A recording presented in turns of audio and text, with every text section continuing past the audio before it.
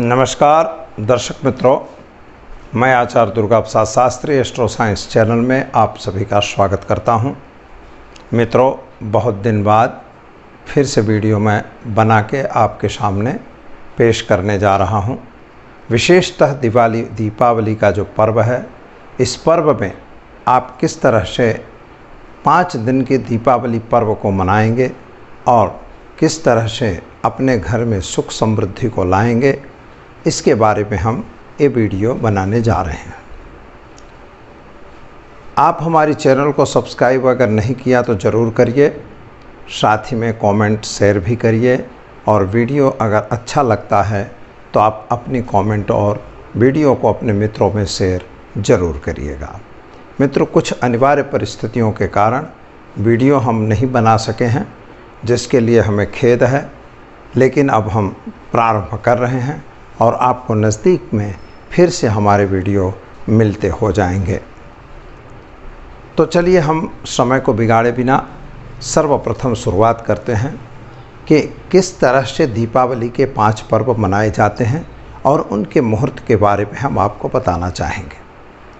विशेषतः देखिए तो दीपावली का पर्व जो है धन्वंतरी जयंती से यानी धनतेरस के दिन से प्रारंभ हो जाता है। धनतेरस के बाद काली चौदश आती है, जिसे नरक चतुर्दशी भी कहा जाता है। इसके बाद दीपावली का पर्व होता है। नरक चतुर्दशी को छोटी दीपावली भी कहते हैं। और इसके बाद जो है दूसरे दिन यानी कि दीपावली के बाद गोवर्धन पूजा का विशेष महत्व रहता है। इसके अतिरिक्त मित्रों, भाई दूज का पर्व भी मनाया जाता है। अतः इस तरह से धन्वंतरी त्रयोदशी से लेकर और भाई दूज तक यह पर्व 5 दिन का पर्व मनाया जाता है। इस पर्व में विविध देवताओं की पूजा की जाती है और विविध रूप से आपका आपको अपने पर्वों को मनाना होता है। हम हर एक पर्व के बारे में भी बात करेंगे, लेकिन सर्वप्रथम हम आपको दीपावली के विशेष मुहूर्तों की बात कर लेते हैं। इस वर्ष जो हुआ है तो 2 तिथियां साथ में आने के कारण थोड़ा सा लोगों में कन्फ्यूज़न हुआ है, लेकिन कन्फ्यूज़न की कोई बात नहीं है, क्योंकि जिस तरह से हमारी एकादशी प्रारंभ होने के बाद, जिसे रमा एकादशी कहते हैं, एकादशी के बाद जो द्वादशी आती है, जिसे गोवत्स द्वादशी भी कहा जाता है, वह गोवत्स द्वादशी जो है मित्रों, वह दिनांक 12 को यानी गुरुवार के दिन 21:31 तक थी। 21:31 यानी रात्रि समय में थी। इसके बाद त्रयोदशी तिथि का प्रारंभ हुआ, यानी धन्वंतरी जयंती का प्रारंभ हुआ। अब यहाँ पर सवाल ये होता है, जो धन्वंतरी पूजन है वो दोपहर 12 बजे के आसपास किया जाता है।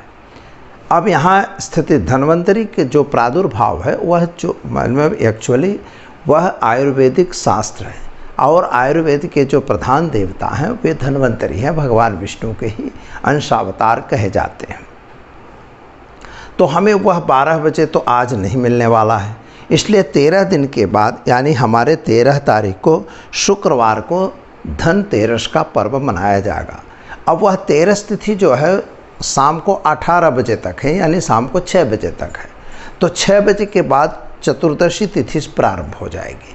तो आप धन्वंतरी का जो पूजन करना चाहते हैं अथवा धनतेरस का पूजन करना चाहते हैं, तो मित्रों आपको वह पूजन जो है वो 13 तारीख को ही करना होगा, यानी शुक्रवार के दिन होगा।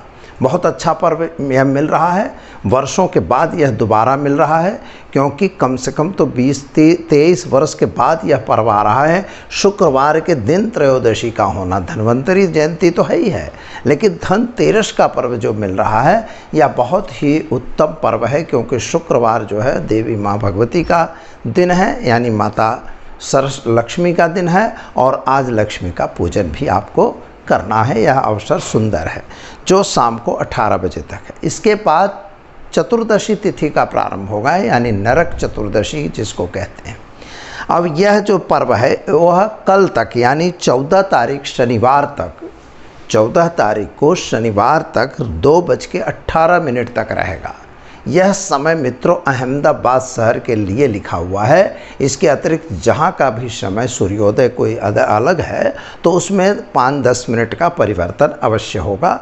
यह आप अपने पंचांग में या अपने भी किसी विद्वान से पूछ सकते हैं, या हमको भी आप हमारे फ़ोन नंबर पर से कांटेक्ट करके पूछ सकते हैं कि हमारे यहाँ क्या समय होगा।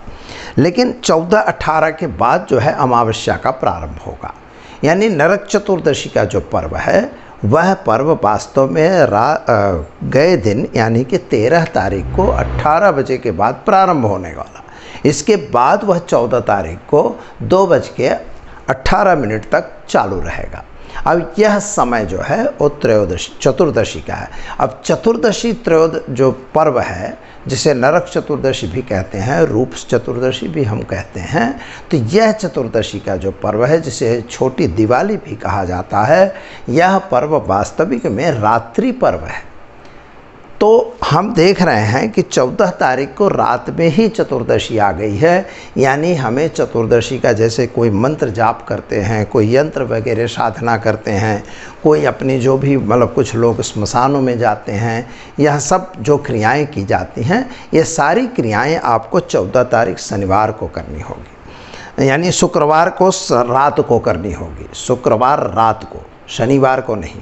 शनिवार को दोपहर 2 बजे तक चतुर्दशी है, तो चतुर्दशी का अन्य जो पूजन वगैरह है वह आप दिन में कर सकते हैं।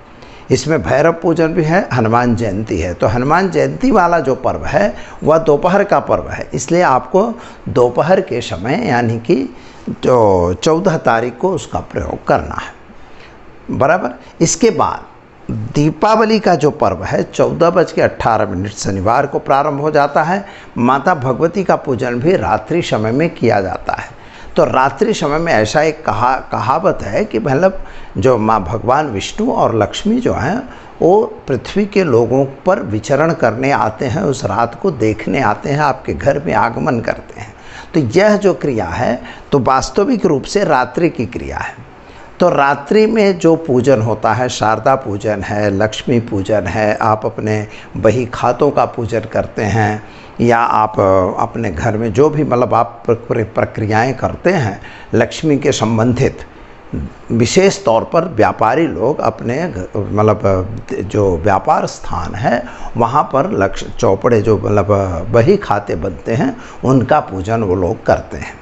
बड़े विधि विधान से पूजन होता है। माता लक्ष्मी के 16 सूक्तों का पाठ होता है। सूक्तों के पाठ के अनुसार उनका आरती पूजन कर मतलब कंप्लीट, प्रसाद वितरण, और अपने मित्रों को जो मतलब आपके जो कर्मचारी हैं उनको कुछ भेंट सौगात वगैरह भी दिया जाता है, और फटाकड़े वगैरह फोड़कर और इसका पर्व बंद करके अपने व्यापार बंद कर देते हैं लोग। तो दीपावली का पूजन जो है वो शारदा पूजन के नाम से भी जाना जाता है। इसमें महालक्ष्मी, महाकाली और महासरस्वती, इन तीनों देवियों का पूजन होता है मित्रों, क्योंकि तीनों देवियों में मेन देवी जैसे महालक्ष्मी जो है वो बही खाते में आ जाती है, और जो बही खाते बने हुए हैं वे सरस्वती माता हैं, और साथ में जो कलम दवात होती है उसे महाकाली का रूप देकर उनका पूजन करने का विधान है। तो यह आपको इस दिन करना है। जो गोवर्धन पूजा का पर्व है वह 15 तारीख को होगा, क्योंकि 14 तारीख को तो शनिवार को दीपावली हो गई, और 15 तारीख को जो है रविवार के दिन अमावस्या तिथि तो है लेकिन 10 बजे तक है।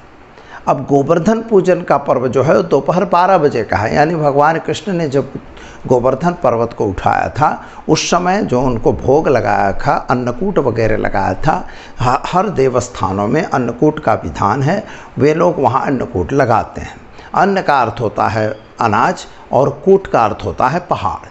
तो जो अन्न का पहाड़ बनाया जाता है वह उसका पूजन भगवान कृष्ण का विशेष पूजन होता है, गोवर्धन पूजा के नाम से जाना जाता है। यह गोवर्धन पूजन दोपहर 12 बजे होता है, जो कि 15 तारीख को ही प्रतिपदा शुरू हो जाती है। कार्तिक जो प्रतिपदा है, शुद्ध प्रतिपदा जो होती है वह प्रारंभ हो जाती है, इसलिए शुद्ध में ही किया जाता है और प्रथम दिन ही किया जाता है और दोपहर 12 बजे होता है। ये तीनों की वजह से जो 15 तारीख है उसी दिन अन्नकूट का पूजन करना अनिवार्य है, उसी दिन करना होगा, क्योंकि दूसरे दिन 8 बजे तक ही एकम रह रही है, इसलिए वह एकम 8 बजे तक होने से कोई महत्व नहीं रखती है। तो हमारा गोवर्धन पूजन जो है दूसरे दिन न होके 15 तारीख को ही करना होगा। इस तरह से ये मुहूर्त बन रहे हैं। और साथ ही में इसके बाद भाई दूज का पर्व जो है वह 16 तारीख को ही मनाया जाएगा, क्योंकि दोपहर भाई अपने बहन के घर जाकर जो भी उसके यहाँ भोजन वगैरह है उसका प्रसाद वगैरह ग्रहण करेगा, अपनी बहन को कुछ भेंट सौगात वगैरह देते हैं। अतः इस प्रकार से पर्वों का विशेष महत्व है। और इन पर्वों का आप जो भी मतलब सेलिब्रेशन करेंगे वो इस तरह से ही करेंगे, क्योंकि शास्त्रोक्त हमारा जो शास्त्र है तो मित्रों बहुत सही है।